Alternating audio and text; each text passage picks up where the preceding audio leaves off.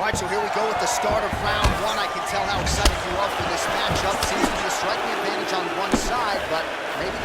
Say big-time fight. It feels like a big moment for both of these guys' career. Who is going to be able to implement their game plan the best in this matchup between these two big-time athletes? Oh, the ground and pound strikes continue to rain down. The opponent better move out of harm's way or the referee's going to stop this. He better start to move, and when his opponent starts to posture, he needs to put his feet on the hip, push him away to try to escape this very, very dangerous position. Burns is attempting to pass here, but he's denied by the defense. All right, half guard now. Not a fighter you want in half guard against you. For the bottom fighter, what does he need to do? He needs to secure his underhook. He's got to be fighting for underhook. One of the most key things you can do as a bottom fighter stuck in half guard is try to frame. You frame and push your opponent away from you. By pushing him away from you, he will then want to come back into you. Right. It's like when I push you back, you want to go forward. So as he comes forward, hand goes off the face, let it slip into an underhook, build up to your elbow, then go chase your single leg. This is high-level grappling, John, from a Brazilian Jiu-Jitsu black belt named Daniel Cormier. All right, side control now, DC. You know he's in his element on the ground. A lot of tricks up his sleeve. A lot of tricks. Oh, nice work from the bottom. Tags him with the punch. Good movement by him here, transitioning very well on. Now looking to do something with that left arm. He's isolating the Kimura attack. Notice he'll pick up. Oh, now he's in trouble. Now he falls back into the finishing position.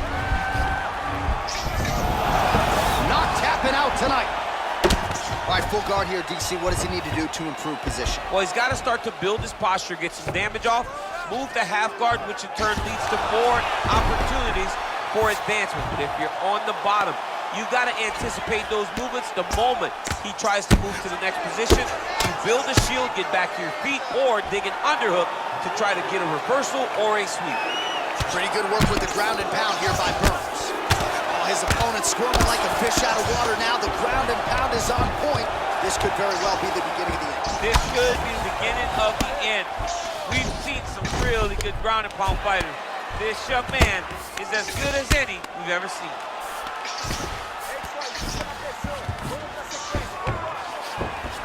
Burns' pass is denied. All right, DC, half guard position here. You've done a lot of good work in this spot in your career. Oh, man, I love this position, and you see this fighter today loves it too. It is the most secure position in fighting.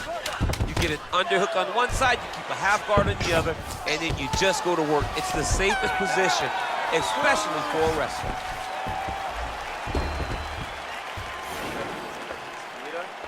So what's that song? This is Major Tom to Ground Control. This fighter needs to change his nickname to Ground Control. Oh, he's got to change it, man, because we have not seen this level of ground control in a very long time. Right. You got to think of some of the greatest fighters ever to go back and see people that are able to control their opponents in this way. Khabib Nurmagomedov. Tony Ferguson is another guy that's fantastic on the top positions. The vast majority of the best fighters in the world, when you start getting to the championship level, understand it, but only a few truly. That's a perfect scramble right there. Beautiful transition. Ooh, big shot lands.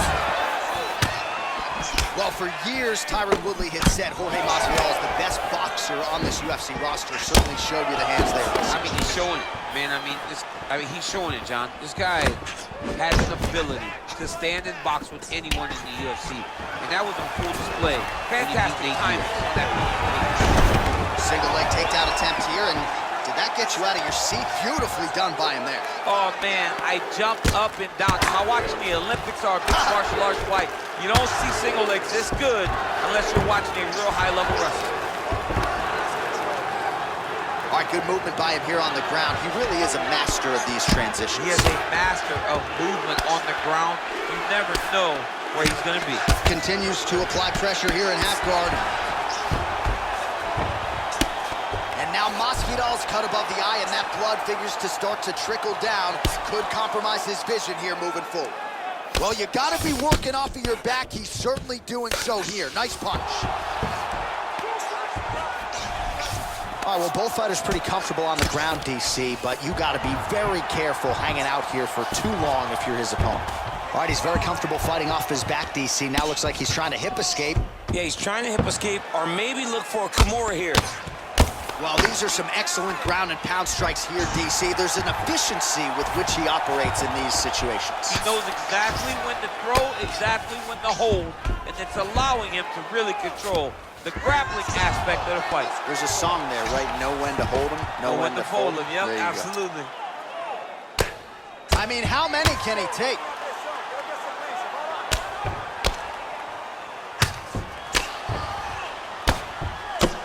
All right, so good ground and pound by him here, certainly staying busy, and not just busy, but looks like he's transitioned to an armbar. You cannot stay in the guard of these great jiu-jitsu guys. He's attacking armbar now.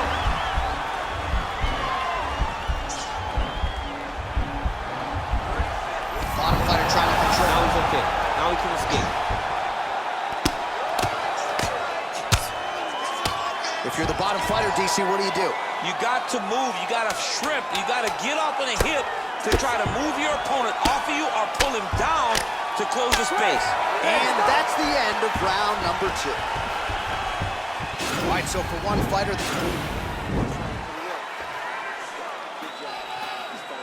All right, next round is underway. We will see if he can pick up where he left off, particularly when it comes to the ground and pound. That was vicious. I mean, it was vicious. It was... right to the target. Let's see if his opponent can survive. I cannot believe he is still standing after taking that punch. All right, so he's landed some good shots. You hate to be overly critical, but nothing really in terms of combinations tonight. Oh, man, look at that. Picture perfect. Got to the leg, got to his position, got another beautiful takedown.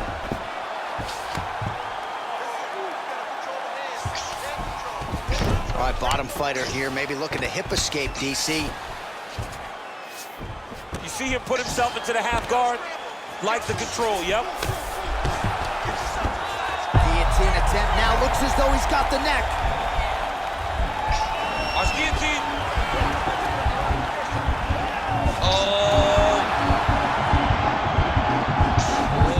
He might have got to the shoulder. And there it is. He's done, he's done.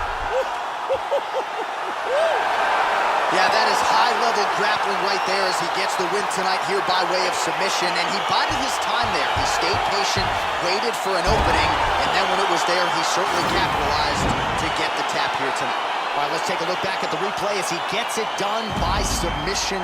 Bruce Buffer has the official decision. Ladies and gentlemen, referee Yves Levine has called a stop to this contest at 1 minute, 45 seconds of round number 3. Declaring the winner by tap out due to a guillotine choke, Jorge David Masvidal. Well, what an incredible result.